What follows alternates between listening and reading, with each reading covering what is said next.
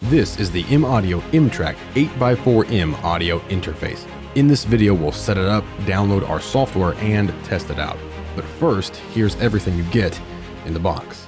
Of course, the audio interface, a power adapter because this interface is not USB bus powered.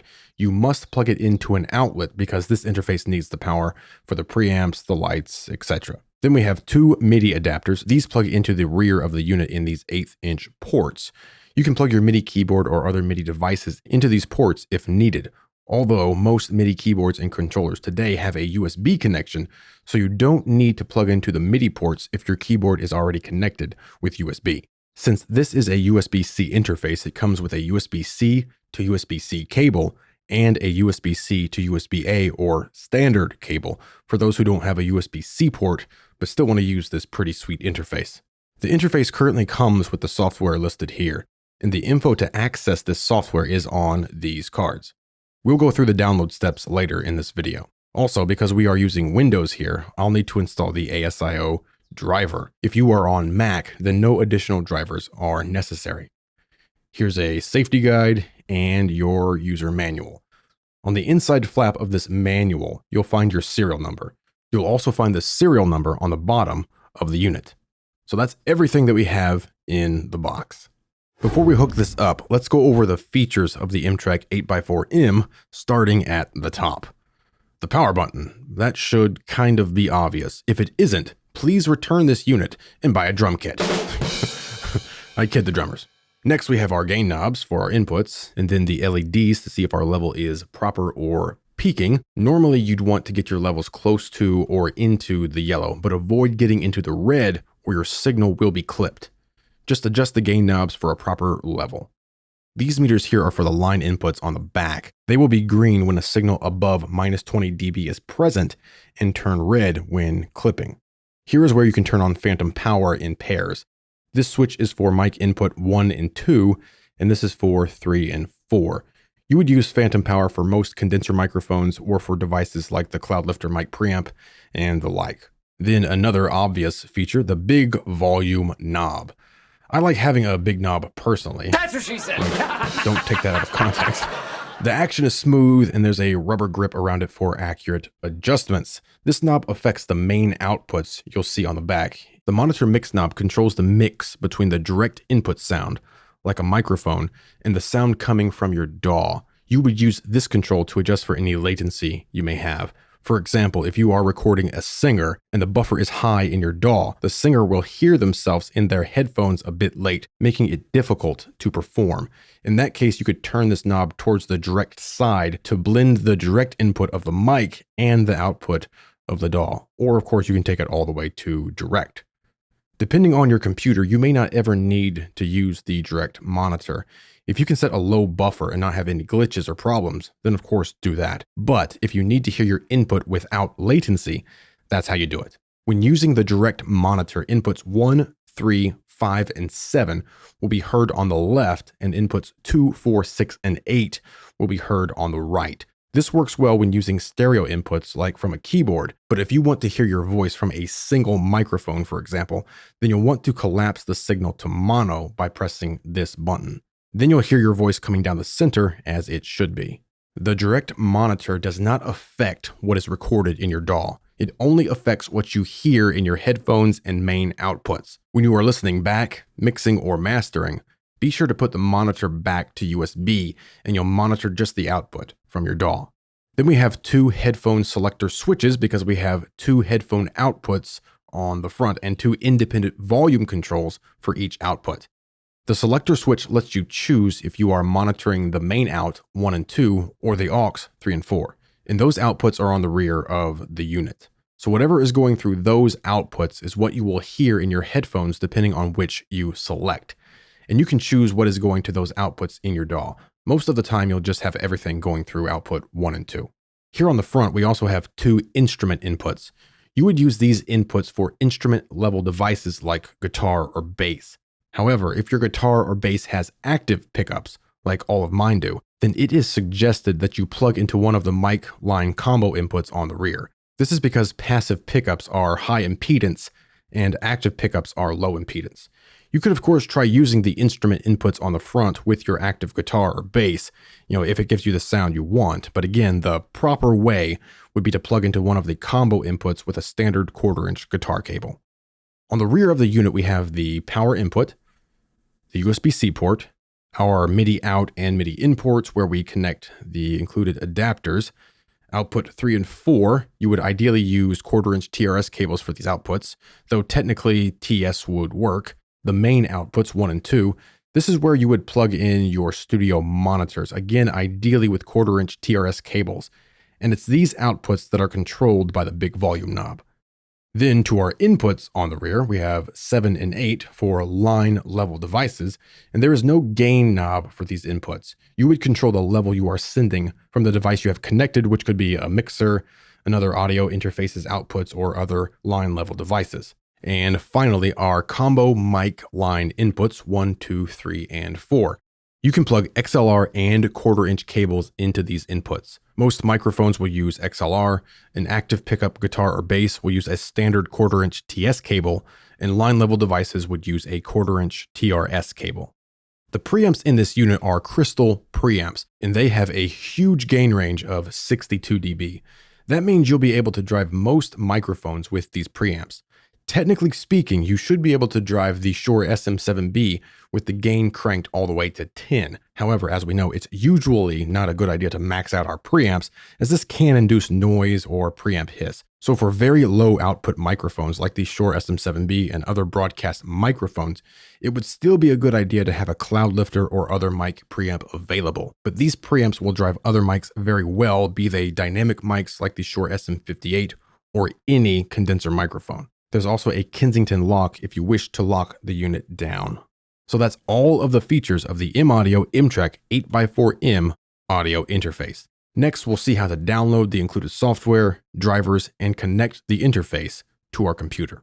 Before we connect this audio interface to our computer, let's go ahead and download the software. So we'll head to maudio.com/software download. And just follow these instructions. Now, I already have an account, so I'll just log in. If you don't have an account, go ahead and create one. And then I'll go ahead and register a product.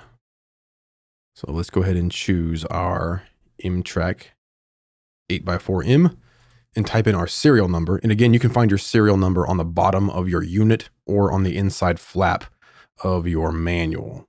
So we'll just pop it in there, then type in our purchase date.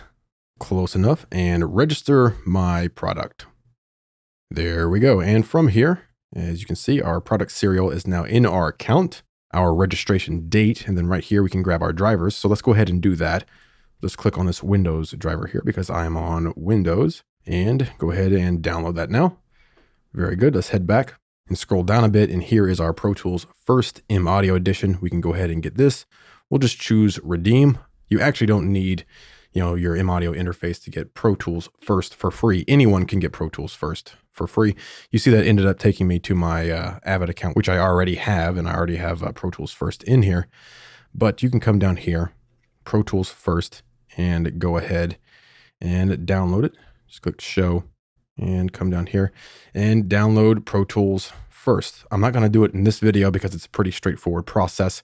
Plus, I already have the full version of Pro Tools.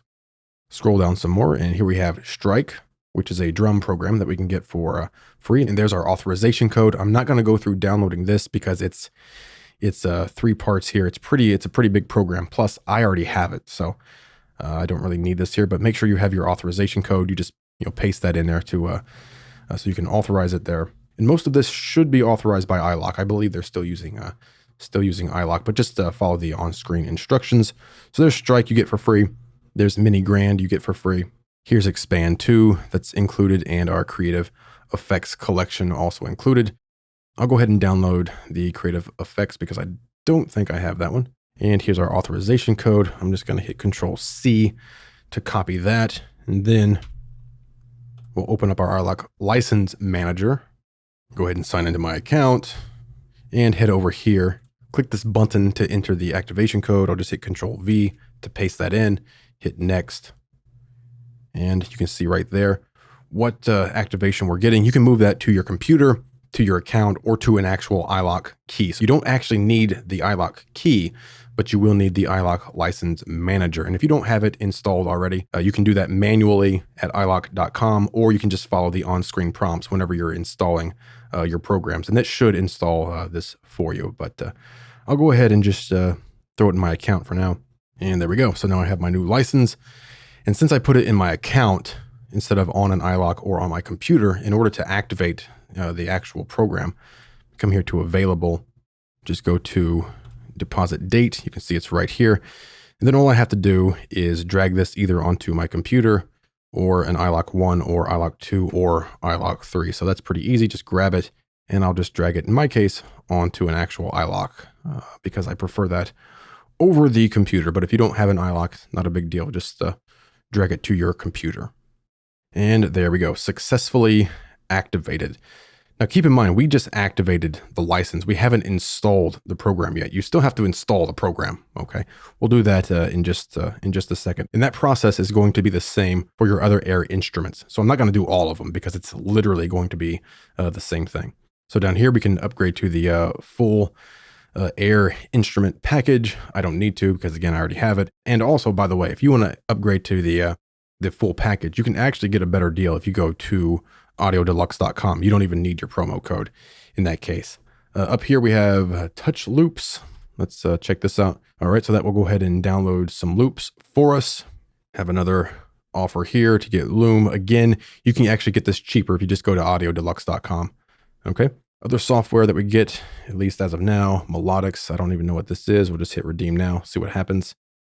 Okay, exclusive free lessons. Okay, so I don't need this, but this is what you would do. So use this promo code when setting up Melodics. All right. So I'm not going to do it, but you can probably figure that out for yourself. All right. So we've downloaded the software that I need anyway. Of course, if you want Strike and you want Mini Grand, go ahead and download all that stuff and get it installed. And of course, Pro Tools first, or even Ableton, but we're done in our account here for now. So if you want to download Ableton, it's a little bit different. Grab your Ableton card and type in ableton.com/live-light and head over there and choose the version that you want. Okay. And you're going to need a serial, which you'll have on that card. Again, I'm not going to do this because this is extremely straightforward. All you have to do is download it, open up Ableton Live Lite, and type in your serial number. That's all there is to it. Of course, you have to create an account if you don't have one, but I already have one. I already have Ableton 10 Lite, so I actually can't do this, okay, because I already have it. All right, but that is how you get all of your software. Now we'll go ahead and install the software that we downloaded here. And this will be the same for the other programs that you download, but this will show you basically everything that you need to know. Again, we've already activated this, so all we need to do now is install it. It's pretty straightforward. Of course, go ahead and double click and we'll run through this real quick here. Bada bing, go through this. That's all we need to do. And there we go. Now how you access these plugins is going to be different in whatever DAW you happen to be using there. So I assume you're familiar with your DAW and how to access your plugins. So now let's go ahead and install our driver. Again, because we are on Windows here, so we need the ASIO driver. Let's go ahead and get that done. All right, so let's go ahead and go through this here. And install. Should just take a second and we're already done. All right, finish that. Very good. Now we'll come over here and right here, it was recently added to our list. Go ahead and open it up. Of course, it's not really going to work until we actually connect this unit to our computer, but there it is. This is the control panel that you get. It's not a big, software routing matrix that some audio interfaces have. That would be kind of cool if they would add it later on, but don't buy this audio interface if you think it's going to have, that software-based routing, because at least currently it doesn't, and I have no idea if that will ever be added, but it's pretty straightforward here. Buffer size, of course, set your sample rate, just straightforward stuff there. So now that we have that installed, we can go ahead and connect our audio interface to our computer. Now we'll connect our interface to the computer. So plug in your power adapter And then I'll use the USB-C cable into the rear of the unit and then into a USB-C port on my computer. You can always use the standard USB cable if you don't have a free USB-C port. Turn the M-Track on. And there it is. The computer recognized our interface since we already installed the driver, and we can open up the driver control panel and see the device is connected now. Let's turn the unit off for a second. Now we'll go ahead and connect our studio monitors to the M-Track. So I'll just grab the 1/4-inch TRS cables that are already connected to the monitors and plug those into the interface. My monitors are powered off, as yours should be as well. Go ahead and turn on the interface again. All right, and now we can power on our studio monitors. And there we go. You're ready to record and mix. If you are not using monitors, go ahead and plug in a pair of headphones here on the front. You can set the M-Track as your default interface for computer sounds if you wish. This is not required and has nothing to do with the interface you will use for your DAW. If you want to hear YouTube or Windows Media Player through the monitors or headphones connected to this interface, then this is how you do it on Windows 10. Come down to the tray and right-click the volume or speaker icon. Choose Sounds. Go to the Playback tab and find the M-Track. Select it and choose Set Default. Then select Properties, Advanced tab, and change this to 24-bit 48K. You can click Test to make sure you are getting sound. Then you may want to uncheck both of these boxes so no single program takes control of the sound output, but that's up to you. Then hit Apply and OK, and head to the Recording tab. Find the M-Track, choose Set Default, select Properties, Advanced, and make sure this is on 2-channel 24-bit 48K studio quality. Again, you may want to uncheck these boxes for exclusive mode. Choose Apply and OK, and that's it. Now you will hear all computer sound through your M-Track by default. You can always change this whenever you want though. Again, this is optional, and I personally usually don't do this most of the time. I usually use normal computer speakers for my computer sounds, meaning things like YouTube or Groove Music, and keep my interface for Pro Tools or other DAW sounds. As long as the driver is well written and stable, it's not usually a problem to use your interface as the default for your computer. But if you start running into issues, especially with Pro Tools, try disabling the interface from being used for computer sounds. You can still use the interface for your DAW even when it's not the default, or even when it's been disabled from being used as a sound source for Windows. Also, you can quickly switch which driver or interface you are using for Windows by left-clicking the volume icon and then scroll through your list of available audio interfaces. For now, I'm going to switch this back to my computer speakers, but of course, use whatever works for you. Now we'll set up the M-Track with our DAW. In this case, I'm going to use the full version of Pro Tools. I'll give the session a name, choose my settings, and create it. Depending on how many interfaces you have, you may already be using the M-Track as the interface for Pro Tools. But in my case, it's going to default to the Complete Audio 6 since that's the last interface I used. So head to Setup and Playback Engine. We'll switch this to the M-Track and leave the other settings alone for now. Click OK and Pro Tools will restart the session. Then come back to Setup, Playback Engine, and make sure the M-Track is set. And in here, we can switch our buffer. Generally, you want a lower buffer while recording in order to reduce latency, and a higher buffer when mixing and editing for better performance with large sessions and lots of plugins, so you have less glitches and so on. Since we changed interfaces, our inputs and outputs may not be showing correctly. If that is the case, here in Pro Tools, go to Setup, I/O, choose the Input tab, and select Default. Choose the Output tab and hit Default. And let's go ahead and default the buses too. Click OK, and now when we check a track, you should be seeing the correct inputs related to the physical inputs on the M-Track. And here you'll see the correct outputs. And now you're all set up and ready to record in Pro Tools. Let's record a microphone. In this case, I'll use a condenser microphone and plug the XLR cable into one of the combo inputs. Since this is a condenser mic, I'll have to turn on phantom power. And now we can see input on the interface. In Pro Tools, if you don't already have one, create a mono audio track. Set the input to the same input that the mic is plugged into. Press the I to monitor the input and see the level. Use your gain knob to adjust the gain to a proper level, keeping an eye on your meters on the M track and in your DAW. Right now we have our monitor fully on USB, so we would be hearing the output of Pro Tools through our headphones. If you have any latency, turn this dial towards or all the way to direct. Now you will hear the direct input of your microphone with no latency. You may or may not have to do this. It really depends on your computer, how many plugins you have in a session, and your buffer. But say we like this for now, and since the microphone is a mono source, let's set the direct to mono so we hear ourselves coming down the middle instead of in the left in our headphones. Now we'll arm the track, and you'll probably want to mute it since in this case we are using the direct monitor to hear ourselves in our headphones. Go ahead and click record, and now you're ready to speak or sing or play an instrument into the microphone. Just stop recording when you're done.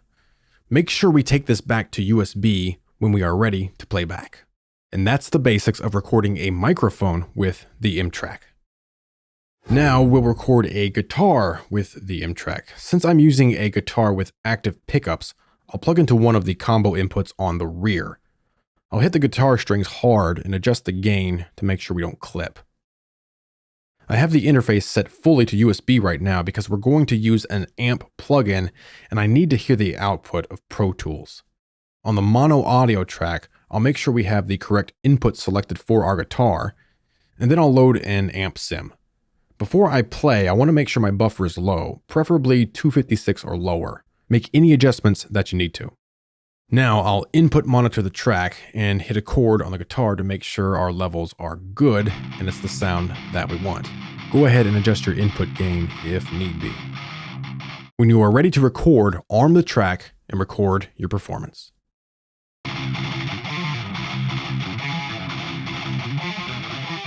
And that's it. Remember, if your guitar or bass has passive pickups, you should plug into the front instrument inputs, but for active pickups like EMGs or blackouts, you'll probably want to plug into one of the combo jacks on the rear. And that's how you record a guitar or bass direct here in Pro Tools with our M Audio M Track 8x4M. That's the M Audio M Track 8x4M, a USB-C audio interface capable of very low latency, of course, depending on your buffer.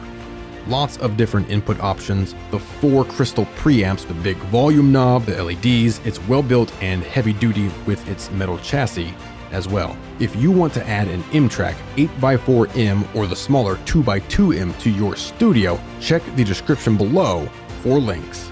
This is the M Audio M Track 8x4M USB-C audio interface.